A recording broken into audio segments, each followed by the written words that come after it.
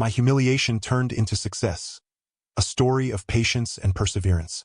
I have been running my own business for the past 10 years. It's a small repair shop for vintage electronics, radios, cassette players, old turntables, and even the occasional tube TV. People say it's a dying trade, and maybe they're right, but I can't let it go. I've been fascinated by this stuff since I was a kid, when my dad used to bring home broken radios from garage sales and let me take them apart. That smell of old circuits and dust, the hum of a record player finally working again. It's my thing. My wife, Linda, supports me in her way, though I know she wishes I had a steadier income. Some months are tough. Rent, utilities, Sophie's school supplies, it all adds up, and some weeks we have to dip into savings just to make ends meet. But I refuse to close the shop. I dream of expanding it someday, maybe even turning it into a small local chain or adding an online component. But for now, it's just me working long hours, trying to keep my passion alive while making enough to keep our heads above water. Linda's brother, Greg, is the complete opposite of me. He owns a successful chain of car dealerships and lives in a house that looks like something out of a magazine. He's not a bad guy, really, but he likes to make little jokes about what I do, calling me a radio doctor or asking when I'll finally sell a turntable to someone under 40. He invited us to a party he was hosting, a big gathering of entrepreneurs from around the district. Linda thought it would be a good networking opportunity. I wasn't so sure, but I agreed. We packed into my old 2002 Honda Civic. It's silver, but years of sun exposure have turned the paint dull, and there's a little rust near the wheel wells. The AC works when it wants to, and the left window doesn't roll down all the way. But it runs, and that's what matters. Sophie sat in the back, humming a song she'd heard on the radio, kicking her feet against the seat. She's 6 now, full of questions, always wanting to know how things work. I see a lot of myself in her. Greg's house is in one of those gated communities where every lawn looks freshly mowed and every driveway has at least one car that costs more than my entire shop. When we pulled up, we had to park at the end of a long line of luxury vehicles, Mercedes-Benz S-Class, BMW 7 Series, a few Teslas, and even a Rolls-Royce. I saw a Porsche Taycan, sleek and futuristic, and next to it, an Escalade so polished it practically glowed under the streetlights. Our Civic looked like a forgotten relic in that lineup. Linda's parents, Bill and Carol, had already arrived. They drove their newer Toyota Highlander, a solid, respectable car. Bill's always been a practical guy, and even though he never says it outright, I think he wishes I had picked a more stable career path. He used to be an accountant and still talks about the importance of financial planning. Carol, on the other hand, is a little warmer about it. She always tells me she admires my passion, even if she worries about how we're going to pay for Sophie's college someday. The party itself was something else. The house was massive, all clean white walls, high ceilings, and modern furniture that looked more like art than something you'd actually sit on. A caterer in a black suit walked around with trays of appetizers, tiny things with fancy names I didn't recognize. The air smelled of expensive cologne and wine. We wandered around, making small talk. Greg introduced us to a few people, restaurant owners, a guy who ran a successful tech startup, a woman who had turned her online fashion brand into $1 million business.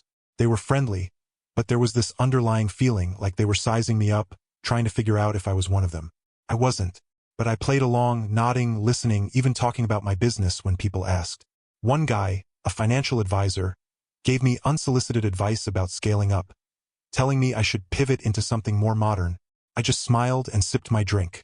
For a moment, though, as I looked around the room, I wondered, what if I had taken a different path? What if I had gone into something more profitable? Would Linda worry less? Would we live in a bigger house? Drive a nicer car? I shook the thought away. My work might not make me rich, but it makes me happy. And at the end of the day, isn't that what matters? The party was in full swing, and I could tell Greg had gone a little too far with the drinks. It wasn't obvious at first, he was just looser, more animated. He moved through the crowd like he owned the place, laughing, clapping people on the back, sharing inside jokes with men in tailored suits and women in designer dresses. It was his world, after all. These were the people he did business with, people who respected him, who valued his opinion. He started making little jokes. Nothing too bad at first, just light banter. But I noticed how he kept glancing in my direction, as if he had just remembered I was there. He wasn't the kind of drunk who got sentimental. No, Greg was the kind who got cocky. He had an audience now, and he knew how to work it. He threw out a few loud remarks, barely disguising who they were aimed at. First, I tried to ignore it.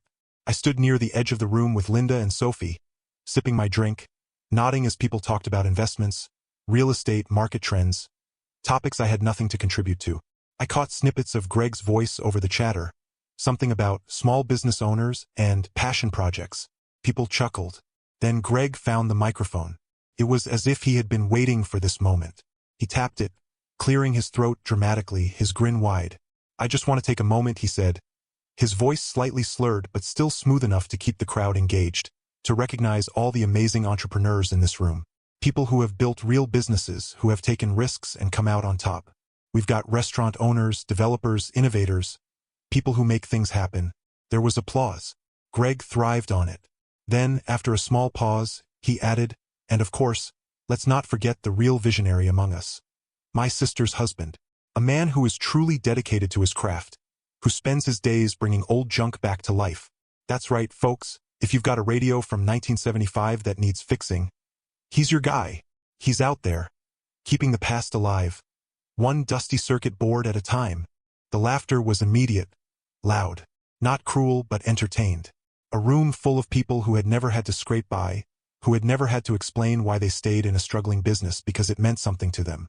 To them, it was harmless fun, a moment of levity. To me, it was a reminder that I didn't belong there. I felt the heat rise in my face, my hands tightening around the glass I was holding. Linda gave me a look, one that was half apologetic, half pleading. Sophie, thankfully, was too busy playing with a napkin to notice. I didn't wait for Greg to continue. I set my drink down, took Linda's hand, and motioned toward the door. I was done. We were almost out when I felt a hand on my arm. Linda's father, Bill, stood there, shaking his head. He wasn't smiling, but there was something in his expression that said he had seen this before. "Don't let it get to you," he said. "Greg's always like this when he drinks." Maybe that was supposed to make me feel better, but it didn't, because it wasn't just Greg. It was the laughter, the knowing looks, the silent understanding among these people that I wasn't one of them. I took a breath, nodded, and kept walking, because what else was there to do? Greg wasn't done. Even as we tried to put distance between us and the party, he came strolling over, his drink in hand, that same smug grin plastered on his face. He clapped me on the back like we were old friends, his voice overly loud and exaggerated. "Come on, don't take it so seriously," he said, his words dripping with insincerity. "It was just a joke, just for fun, to keep the crowd entertained." But there was nothing sincere in his tone. It wasn't an apology, not really. It was the kind of empty excuse people gave when they knew they had crossed a line but didn't actually care. He didn't care how I felt. He cared about maintaining his image in front of his guests. And then, as if to twist the knife just a little more, he smirked and added, "Hey, maybe you should think about investing a couple of tens of thousands into my business. You could really use a profitable venture, right?" It wasn't even subtle. It was mockery, thinly veiled behind a pretend offer.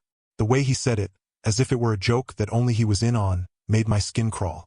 Linda shifted uncomfortably beside me, but I could tell she wanted to avoid a scene.